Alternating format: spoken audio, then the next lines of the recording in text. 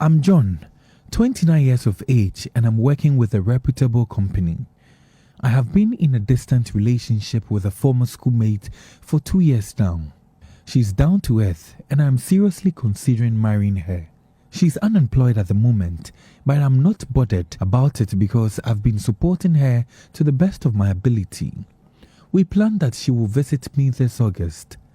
The issue here is that I am uncircumcised and she doesn't know about it.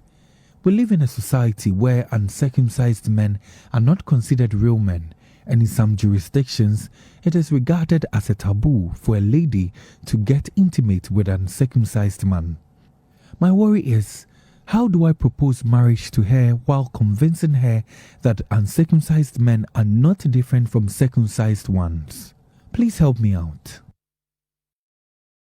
Yeah, okay, very interesting and a precarious situation for you to find yourself in, I must say. I mean, if there's anything I know, in school, I even remember some male colleagues teasing other male colleagues of being uncircumcised and that kind of thing. It seems to be prevalent in the Ghanaian society. Sure. Let me come straight to George. I think this is right up your alley. How big of a deal is it? It's interesting because I listened to the guy's name. He's called John, suggesting he's Christian. And the Christian faith really, I think, is more inclined towards circumcision than uncircumcision. So I wouldn't use religion. Some other religions may be more inclined to be uncircumcised.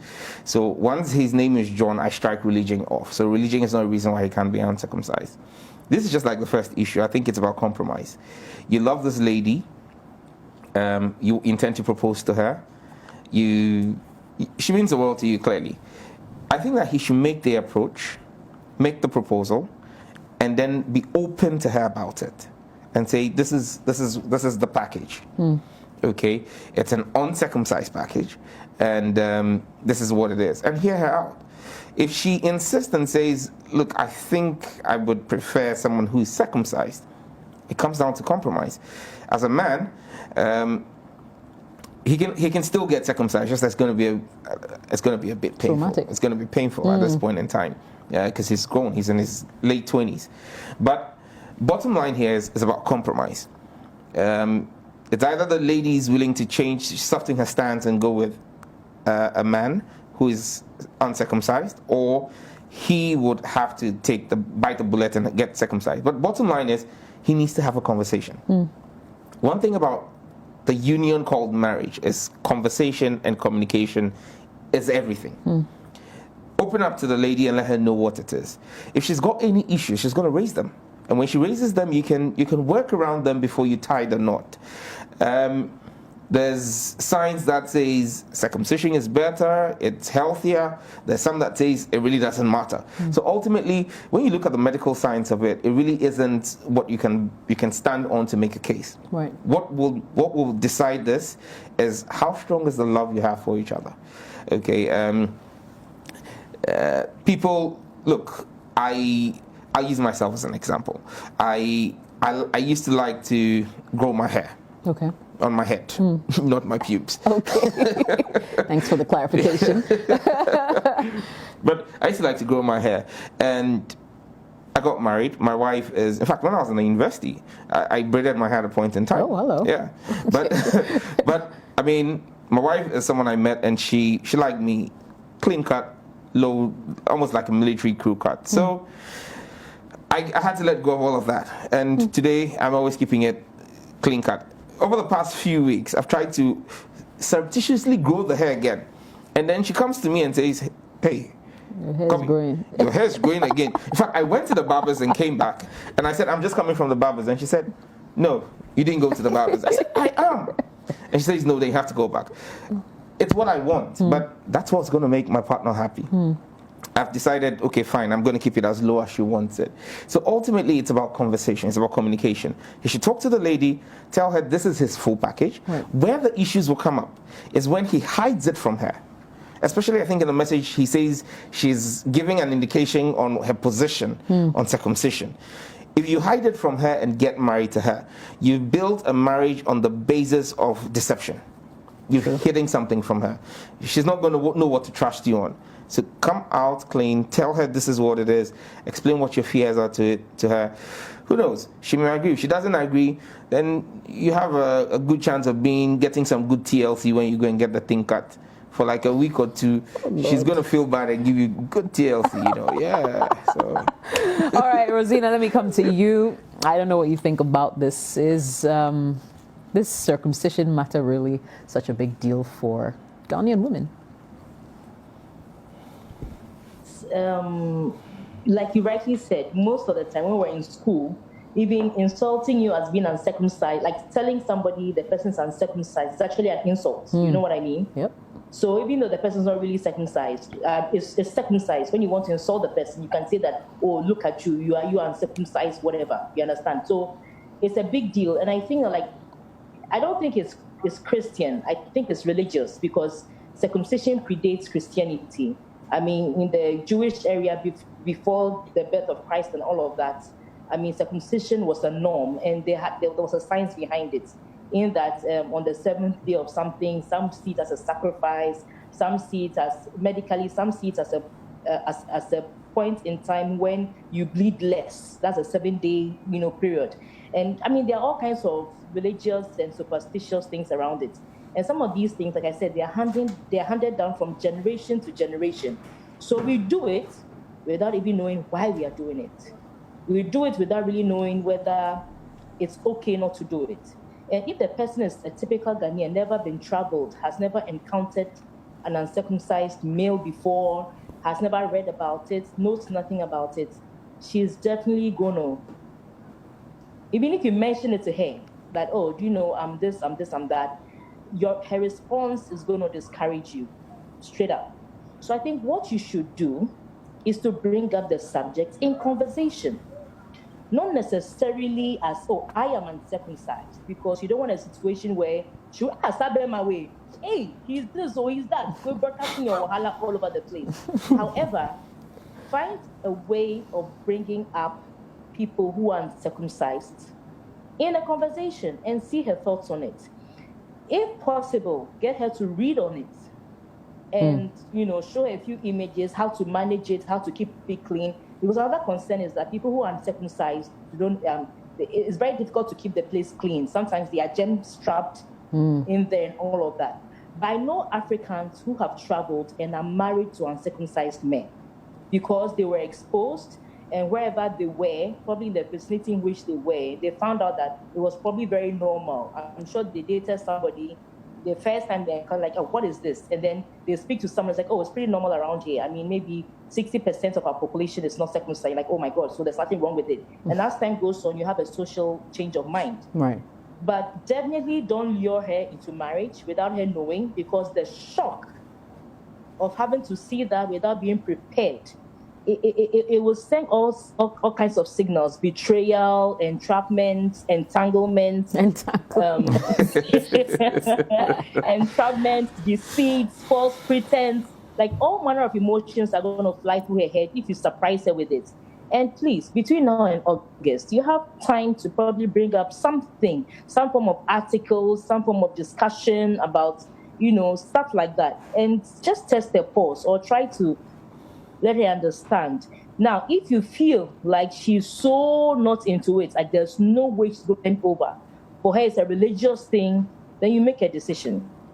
What means more to you? Would you want to forgo her as a partner, or you want to go through that experience of getting circumcised? Because you can get circumcised at any time. It's not a big deal.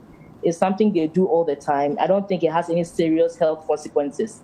It's just that you're going to be in pain for a while, and because you are old, you're going to remember that pain for some time. But other than that, it's not going to affect how it performs or anything. So it's two things. If you try to find out her thoughts, how she thinks, and you realize that, Charlie, the girl is not going to bend over, then you decide, is she somebody you truly, really want to be with? If that's the case, you can silently go and do it. She probably would never know. Or you could tell her that, well, this is the case, but because I love you so much, I'd want to do something like this for you because X, Y, Z. Or, I don't know. Those are the only two options. But definitely don't surprise her with it. Don't invite her over even in August and just throw it like, ta-da, what do you think? No, that's a bad idea. Like, so I'm just saying that, look, some of these things, they are just entrenched. Perception, superstition, belief, all of that. So it's a bit difficult to move people, but with time, some people have accommodated it. I mean, she could probably accommodate it, but if she doesn't, then make that decision for yourself. All right, Olivia, you have the final word on this one. What are your thoughts? Yeah.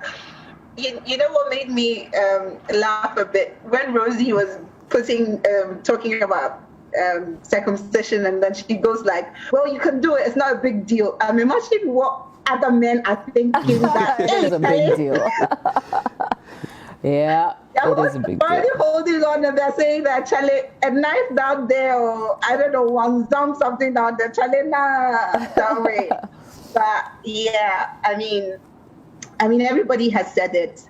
However you want to tell her, via conversation, via, articles, whatever, Charlie, man's got to do what a man's got to do. You have to tell her, because Charlie, when it comes to love making and sex, look at somebody's submission about wanting his wife to be hairy downstairs. That cries a matter. It's not like she has gone through some female genital mutilation or something. The man just wants the place bushy, and that alone cries an issue. So sex is funny, intimacy is funny. There are things that take people on, turn people on and take them off. So I believe marriage too is a very important step. So you can't get into marriage without your partner knowing everything intimately about you. Yeah. And for yourself as a man, I don't know what your confidence level is like, because I'm sure this thing is like, it's really bugging you. Like the sisters were saying, sometimes they will tease you and say, they would even insult you and say, oh, look at that uncircumcised person. But it also boils down to you and what decision you are ready to make. However you want to look at it. Today, if you end up telling this girl, right, and the girl says, okay, she doesn't mind. She would want to marry you irrespective of, the fact that you're uncircumcised. So assuming she says yes, she marries you, and then after a couple of tries, she's like, nah, Charlie, you need to get circumcised. What are you going to do? Like, would you want to end up being circumcised? It all boils down to you and how you feel as an individual, your sexuality, what you're confident in, how you put yourself across. Because you could still be uncircumcised and you could still have a perfect, intimate life if you keep yourself clean, obviously, because at this rate, you can't be wearing the same boxer shorts for 2 months or something. You definitely don't want to be doing that.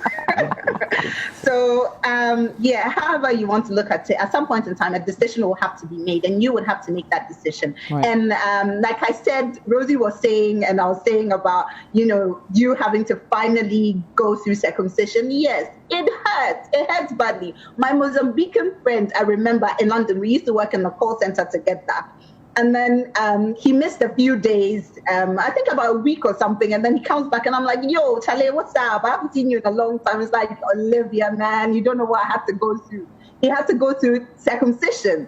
And he did it there in London. But I'm sure in Ghana, the hospitals, you need to do the research, find for your own self.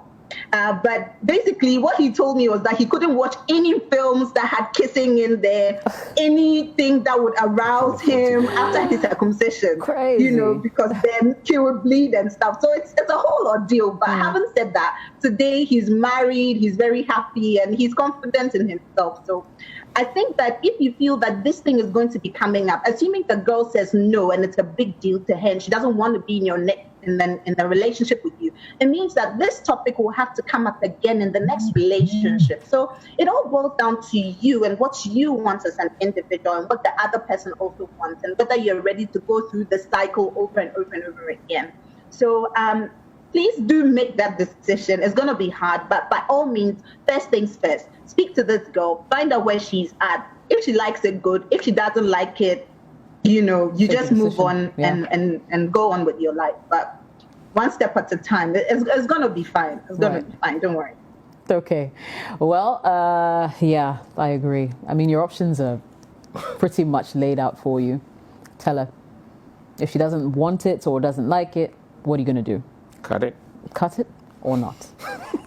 We wish you the best of luck. Felix has a message on this, says, is there a reason why you haven't had the foreskin removed? If you have no good reason and want it removed, so you can conform to the society, that's fine. Go ahead. Judith says, I think you should go and do it. I know someone who did it as an adult.